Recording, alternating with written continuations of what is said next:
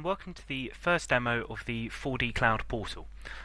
This is the user view. Once you've logged into your account, you'll be able to see the dashboard initially, which gives you the activity log of everything that's happened within your account and to all your virtual machines.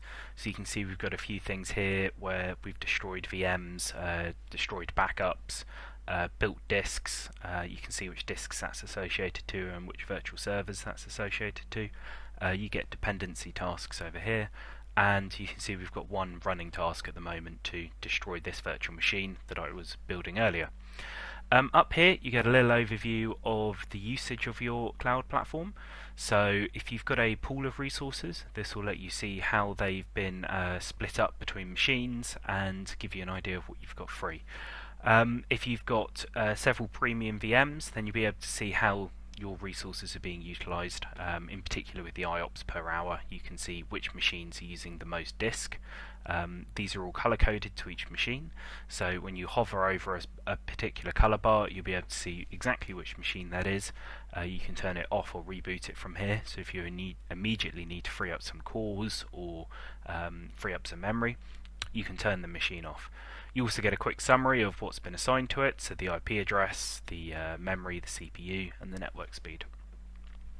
What we'll do first is we'll go through and build a new virtual machine.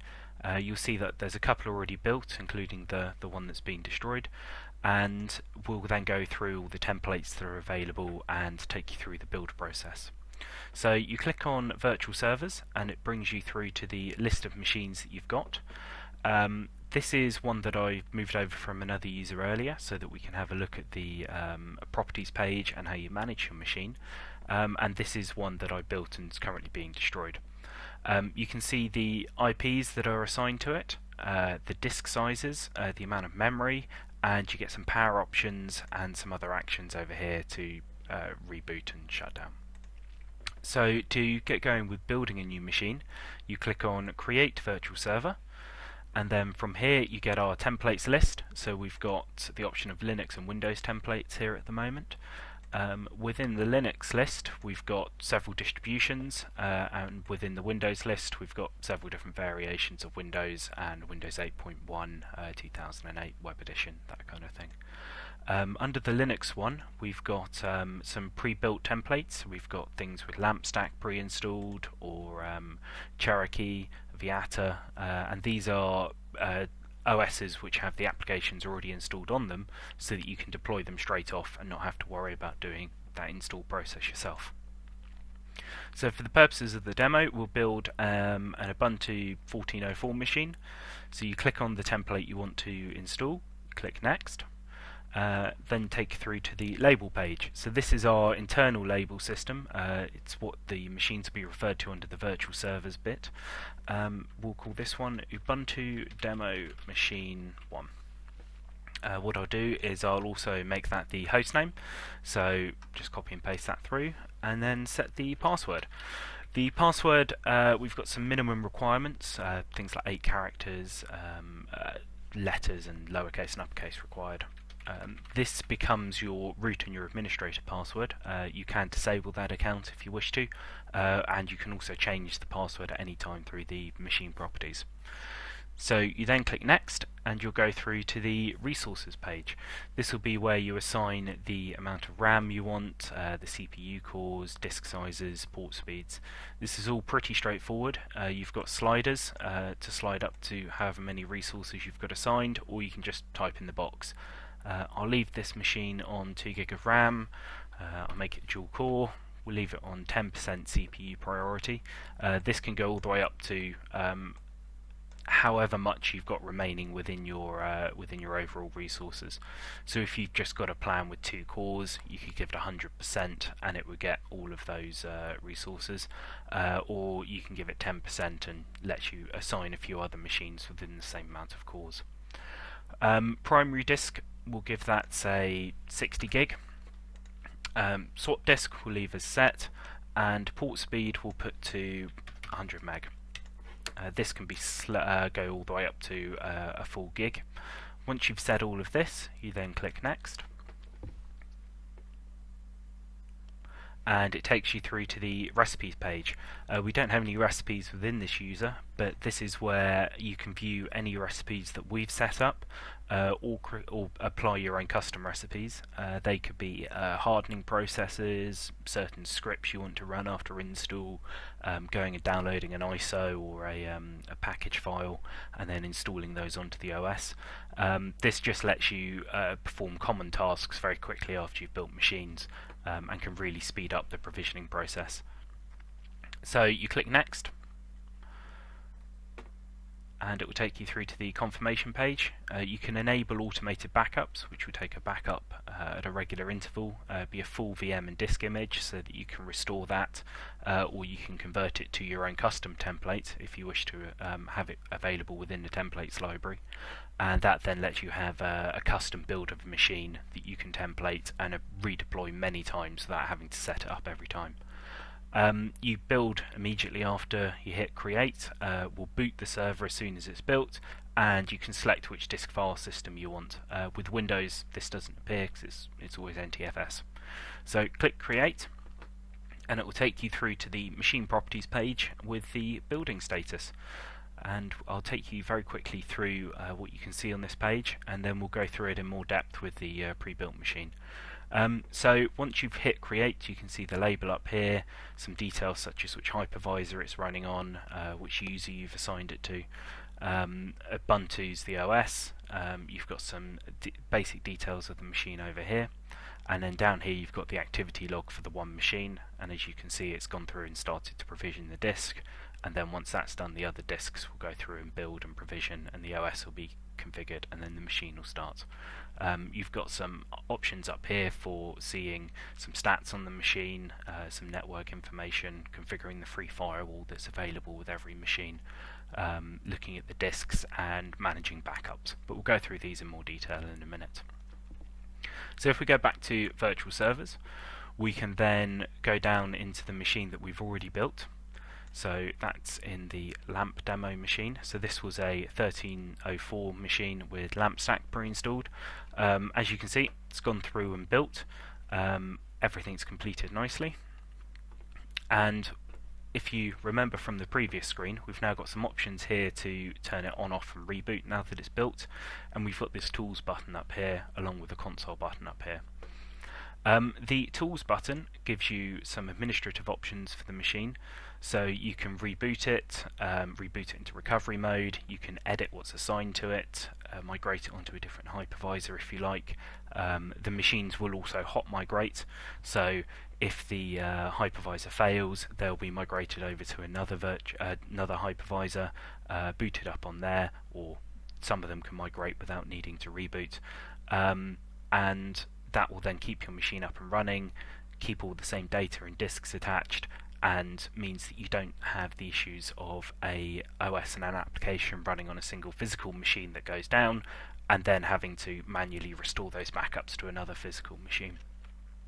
You can also go straight into editing the firewall rules, manage network interfaces, and rebuild the network, so that can rebuild it back to a pre-configured state. It's also needed to be done after you make some changes to network adapters. We'll go through each of these in turn. So we've got the properties page that we're on at the moment. We've also got CPU usage, and in here you can see the CPU usage for the machine. We can drill down into certain start and end times, and you can convert to your local time zone if you're not based in the UK. You can see that we had quite a bit of CPU activity when it was initially built, and then it's dropped off quite considerably. The machine hasn't been around that long, so there's not a lot in the hourly charts. The billing statistics you'll be able to see if you're on a scalable plan or a pay-as-you-go plan. You'll be able to see how much hourly charges you've had for the machines. With recipes, you'll be able to see any recipes that you've got set up. We don't have any recipes for this user, so there won't be anything under there at the moment, but if you created your own custom recipes, then you'll be able to see them in here and set any variables for that specific machine. Under networking, we've got the first page, which is network interfaces. It shows you all the interfaces for the machine. You can see which network it's within, what the port speed is, whether it's the primary interface, so that'll be the interface that handles all your public traffic. This can either be a public interface, as this one is, with a public IP address, or if you've deployed a virtual firewall instance or a hardware firewall, this could also be a private IP address that you're NATing through the firewall. You can also add secondary interfaces here if you want to run a private network between your machines. They can have 192.168 addresses, and means that you can keep traffic segregated away from the public space. You can also drill down into the interface usage. So within here, again, machine hasn't been doing much, there's not a lot of data, but you'll be able to see a chart of how much traffic you've been running within the machine, and these are color coded for data sent and data received. And as with the CPU usage, you can drill down into different start and end times. So if we go back to network interfaces, you can edit the interface if you need to, and that just very similar to adding a new one, you can change the port speed and IP addresses and things that are assigned to it. You can view all your IP addresses within the IP addresses section. So these are all the IPs assigned to your machine. You might have multiple public IP addresses, or you might have some private internal IP addresses in here. You can see what the IP is and which physical network it's attached to. So this is the public network, but you might have, say, database traffic network, which is your private network on the separate interface. You can also rebuild the network here, which is, as we said earlier, if you add a new interface to some of the operating systems, you need to go through and rebuild the network. Under firewall, this is the free virtual firewall that's added to every machine. It's a hypervisor level firewall, and it's a stateful firewall. So there's no intrusion protection or gateway antivirus or VPN on this. If you need those features, you'll need to either deploy a virtual firewall instance or a physical firewall. So you can pick which interface you're assigning the rule to. So this is ETH0, which is the public interface. If you had private ones that you wanted to only allow certain other machines to talk to, or only allow certain ports open on, so say just MySQL from the replication server, you could select the ETH1 interface and then set up your source and destination ports, source addresses and destination ports here to lock down SQL traffic to only one other machine within your cloud. It's pretty straightforward. You can select whether to accept the traffic or drop the traffic, where you want the traffic to be allowed from. So for example, if you were going to allow traffic from anywhere, you would put in an any IP address. So if you've got lots of other rules in here saying only allow some traffic from this address, some traffic from that address, that's quite a useful way of then saying anyone else can access something on this port.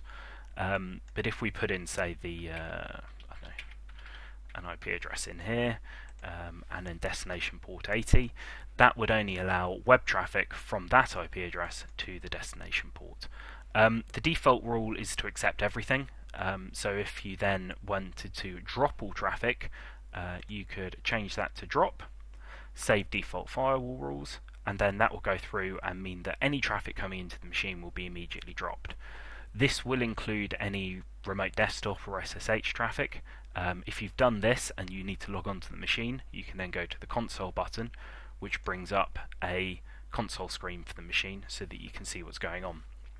We've got the standard Ubuntu login prompt here. It would also show you a Windows desktop if it was a Windows machine. So we've set that to drop. Let's allow in some web traffic, and let's allow SSL.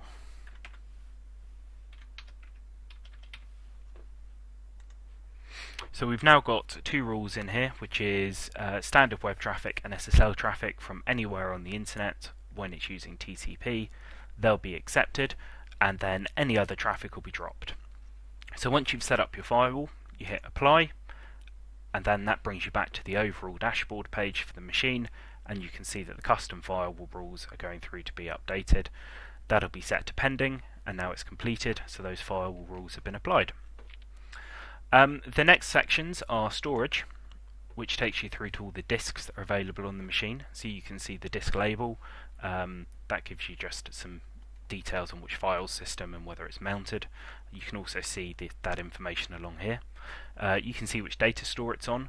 So this could be the Cloud v2 data store, which is typically for OS files, or it could be, say, some of the attached storage. So you could be SSD storage, or 7K SAS or 15K SAS, depending on your data requirements. And then you can create another disk and attach them under here, and there'll be additional disks available to your machine showing up as additional drives. You've got the type of disk, whether it's been built, whether any backups have run, and whether you're scheduling automatic backups. From this page is where you do a backup of your machine. You do that by backing up each disk. So this is your primary OS disk, so this is holding your operating system install, Ubuntu in this case, and anything you've installed to that drive, any config settings. If you've set up separate disks with other applications and data on, you need to back those up individually as well. You can also set them to auto backup. The swap disk doesn't need a backup, so it doesn't have a backup option there. Drilling down into the actions bit, you can go and look at the IOPS for the disk, which shows you the disk usage. So you can see a peak in IOPS when it was first built, and again, not doing much, so not many reads or writes. And similarly to the other ones, you've got hourly, instant, and you can filter by time and date. So going back into the disks, we've got the option to edit it, so you can again change the size if you've got additional disk space available. You can go through and do a few other functions in there. You can back it up and delete it. So delete it, as it sounds, will delete that disk. Only do that if you're absolutely sure you want to. Backup will take a backup. So this takes us through to straight through to the backups page, which we can also get to by going to here. As you can see, there haven't been any backups run yet, but if we want to back that disk up, we can type in something like first backup as built 17th April. Click take backup, and it will then run through and take a backup of that disk. So that shows that it's running, it shows that it hasn't been built yet, so there's no detail on the backup size, and the notes you put against it and the date you took the backup. When it's built, you can go through into the actions bit here and convert that backup into a template, which you can then reapply into another machine later on. So that's it for an overview of the virtual machine properties page. I hope this has been useful. If you've got any questions, please feel free to contact one of the account managers who will be able to talk to you about virtual machines and cloud hosting. Thank you very much.